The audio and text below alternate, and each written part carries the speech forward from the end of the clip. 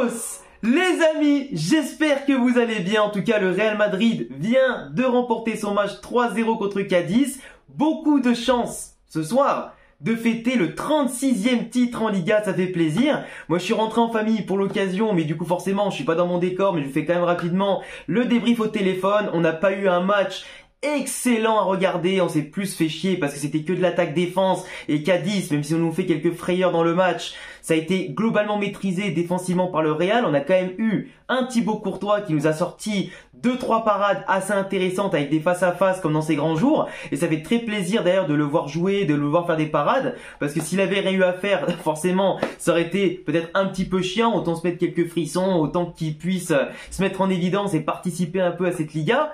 Mais c'est vrai que Courtois de base qui devait jouer qu'une mi-temps pour après que ce soit Kepa qui joue, finalement il a fait les 90 minutes et ça fait plaisir. Donc du coup revoir Thibaut Courtois, revoir Militao, revoir tout le monde et les voir tous jouer comme ça et ne pas se reblesser derrière, c'est super cool. Donc le Real Madrid 3-0, clean sheet pour le tour de Courtois.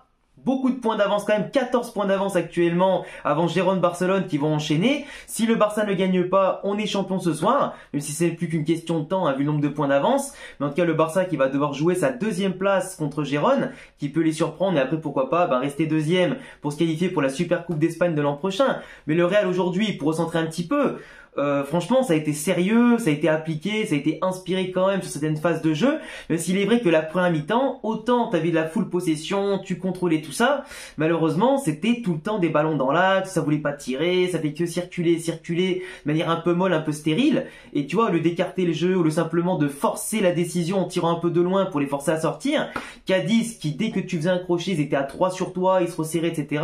T'avais l'impression qu'ils faisaient le multiclonage tellement ils étaient nombreux derrière, mais c'est vrai que le Real qui avait du mal à faire sortir en tout cas Cadiz de son camp, avait quand même beaucoup de possibilités, sur Fran Garcia qui a très bien joué, sur Carvajal qui multipliait les centres, sur Modric qui avait une activité de tous les instants, avec Arda Güler qui a super bien joué, Arda Güler, dans les prises de balles, les petits gestes qu'il peut te faire pour avancer, dribbler, récupérer, orienter le jeu, c'était super beau. Brahim qui nous a sorti un match, encore une fois masterclass, et comme je le répète à chaque fois, Luis Rubiales, le président de la fédération espagnole, et De La Fuente, le sélectionneur espagnol, ils ont du sang sur les mains de l'avoir laissé partir au Maroc. Même pas tu fais un forcing pour un joueur comme ça qui serait peut-être, sûrement, je dis pas peut-être, mais sûrement le meilleur joueur espagnol de la sélection avec Rodri de Manchester City. C'est quand même honteux qu'ils aient pas fait le forcing pour le garder. Quand tu vois ce qu'il est capable de faire, le nombre de dribbles qu'il a fait, le nombre de fois où il se retourne dans la surface, il est intraitable. Enfin, il est inarrêtable. Dès que tu lui mets 2-3 mecs sur lui, il va te les dribbler le gars. Il te déstabilise l'adversaire, il lâche le ballon au bon moment, parfois il tarde un peu à la donner, mais il fait quand même le bon choix pour pas la perdre en revenant derrière. Donc tu vois, Brahim en plus qui te met encore une fois un golasso, enfin je sais même pas comment on peut décrire ça mieux que ça, tellement c'était encore une fois magique le but qu'il met, et il prouve qu'il soit titulaire ou remplaçant par sa déstabilisation, sa percussion, par sa vitesse, son intelligence, et aussi son efficacité. Il te met des bombassos venus d'ailleurs, et ça fait la différence. Et quand t'as un mec au sein de ton équipe, bien entouré, ou simplement où lui prend le jeu à son compte, ça finit toujours par des bangers comme ça. Et quand tu ouvres le score après Cadiz, ils sont obligés de sortir. Et après c'est plus simple. On a vu après derrière qu'on a multiplié les occasions. Jude Bellingham qui rentre, qui en 2 minutes récupère un ballon, transmet à Modric, qui transmet à Brahim, encore une fois intéressant et passeur décisif, qui en plus n'est pas hors jeu. Jude Bellingham qui est le seul qui fait le bon appel entre Ceballos qui reste bloqué au point de penalty, Rosselló l'attaquant de pointe qui s'écarte au second poteau, et Jude Bellingham qui marque son but pour attraper Dovbyk au classement des buteurs. Je crois qu'il est à 18 et Dovbyk à 19. Si je dis pas de bêtises, donc il y a encore un petit chemin à faire. Au moins ça rentabilise son temps de jeu, tu vois. Et après, le 3-0 avec Rosselló qui le marque sur une belle percée de Nacho, et Vinicius qui la met bien, etc. Après Courtois fait une parade. Tu vois, tu mets des beaux buts.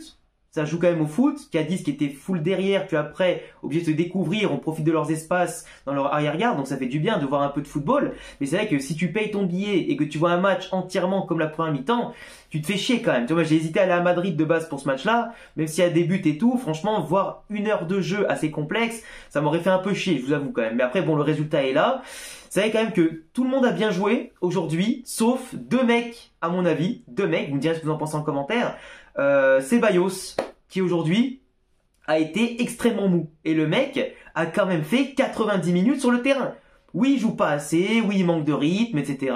Il a souvent été blessé, mais le mec ne mérite pas de jouer. Quand il joue, c'est que des passes latérales. Quand il joue, c'est pas le Ceballos de l'an dernier qui a brillé quand il était quasiment titulaire à tous les matchs à partir de janvier-février, jusqu'à peut-être avril-mai où il était vraiment très très bon. Mais là, cette année, le Ceballos qu'on a, c'est l'ombre de lui-même. Un Ceballos qui n'a pas de créativité, pas de folie, qui rate des passes, qui rate ses dribbles, qui, je sais pas, il est stérile, il est tout mou le mec. C'est complexe, hein, Ceballos. Franchement, il va partir cet été, c'est quasiment sûr. En tout cas, je le vois pas encore rester au Real Madrid faire la même saison que cette année. Et c'est complexe, hein. Franchement, il apporte rien. Il a joué 90 minutes et Arda Güler, qui est sorti poste pour Jude Bellingham, qui a joué que 65 minutes et j'aurais préféré que Arda Güler, qui joue encore moins que lui, joue plus que Ceballos. Il mérite beaucoup plus en ce moment, par le peu d'entrées qu'il fait, ce qui bonifie par rapport à Ceballos, de jouer 90 minutes. Après bon, il y a eu le coaching gagnant de Arda Güler qui sort, Bellingham dans la bonne zone qui marque le but. Mais c'est pas un problème. Bellingham, tu peux le mettre en 8 ou en 10, c'est pareil. Tu vois, le mec il va courir, il va marquer, il va faire des passes D, il aura une bonne intensité, tu vois, pour se préparer contre le Bayern. Mais je veux dire, Ceballos ce soir, cet après-midi, il a été mauvais. Rossellou, il a marqué son petit tapin à la fin, mais sinon, tous les caviars qu'on lui a donnés, dont celui de Bellingham pour qu'il mette un poteau quasiment à bout portant, il a tout raté. Même s'il a de bonnes intentions, qui bouge et qui fait un maximum, et que la défense de Cadiz était tellement resserrée qu'on pouvait pas le trouver, bah il met pas son profil de grande taille avec la puissance qu'il peut peser sur les défenseurs à profit. Pourtant, il a des occasions, il a de quoi toucher des ballons, mais il n'arrive pas à se mettre en évidence. Il est pas très mobile, il est pas très technique, il est un peu lent quand même parce que le temps d'exécution est très lent. Donc pour moi, Rosselló et Ceballos, c'est les points faibles ce soir. Parce que Fran Garcia à gauche, en défense, il a été volontaire, il a été intéressant aujourd'hui, vu qu'il avait de l'espace contre Cadiz et pas un vis-à-vis pour le mettre en danger dans son dos, il était pas trop mal. Nacho Militao, on va dire que Nacho était très très bon, par contre Militao, c'est vrai que j'ai dit qu'il y avait que Ceballos, Rosselló qui n'ont pas été très bons. Moi, Militao, même s'il revient des croisés, ça se voit qu'il manque énormément de rythme. Sur certaines interventions, il est limite. Il a fait 2-3 boulettes aujourd'hui et 2-3 fois il se fait manger physiquement, que le Militao, avant blessure, il se fait pas manger. Il faisait des boulettes, mais il se faisait pas manger comme ça. Donc j'espère que Ancelotti ne le mettra pas contre le Bayern en tout cas, parce qu'il a pas le niveau, je pense, aujourd'hui, de jouer des gros matchs de Ligue des Champions. Ou alors des petits bouts de match, mais pas titulaires. Ça c'est sûr. Mais Militao va revenir petit à petit. Il revient des ligaments croisés, faut qu'il reprenne le rythme physiquement, mais l'année prochaine, il sera au top. Après la préparation, tout ça. Là, actuellement, physiquement, il se fait manger. Et techniquement, il n'est pas encore ultra rassurant non plus. Donc, faudra voir. Même s'il a failli marquer sur un beau, en tout cas, centre en coup du foulard de Vinicius. C'est vrai que Vinicius aussi est rentré, tout comme Valverde, pour prendre un peu des minutes avant le Bayern, qui a d'ailleurs perdu contre Stuttgart tout à l'heure, mais en faisant tourner l'effectif. Mais c'est vrai que, du coup, Militao, pas ouf. Carvajal, il prend le rythme avant le Bayern, vu qu'il n'a pas joué depuis un moment, c'était pas mal. Camavinga, nickel à la récupération, faire l'équilibre, se projeter un peu de temps en temps, même si à chaque fois où le tirait, il y avait toujours 15 000 mecs devant lui, du coup il faisait que des passes latérales, il apportait quand même un peu sa technique et sa vista pour garder la balle et récupérer tout ça. Modric, 90 minutes de haut niveau, hein, pour orienter les jeux, il n'y avait que lui en l'absence de Kroos. Brahim, j'en ai déjà parlé, c'était le phénomène. Rosselló, bah voilà, j'en ai parlé. On n'a pas vu Rodrigo, parce que comme ça il se repose pour le Bayern. Vinicius, il a apporté quand même de la vitesse, de la percussion sur les 20 dernières minutes. Mais sinon, globalement, le Real, aujourd'hui, a joué dans son fauteuil. C'était tranquille. Il n'y a pas grand chose à dire. C'était pas un match fou, pas de polémique, pas de trucs comme ça. Peut-être le penalty qui a pas été sifflé sur Rosselló au bout de 3 minutes, peut-être, et encore que, tu vois, c'est vraiment un peu litigieux comme chose. Après, c'est les coups de pied arrêtés, moi, qui m'embêtent toujours, que ce soit défensivement, offensivement parlant. On n'arrive pas à les planter, on n'arrive pas forcément à se rassurer à chaque fois. Et ce qui m'énerve, c'est à chaque fois quand ils veulent le jouer à deux. À chaque fois qu'ils veulent le jouer à deux, c'est toujours envoyé soit dans le mur, soit au premier mec qui vient, mais jamais bien en l'air, jamais sur un grand joueur à nous. Et c'est quand même problématique. Il faut arrêter de les jouer à deux, et s'il vous plaît, tentez votre chance.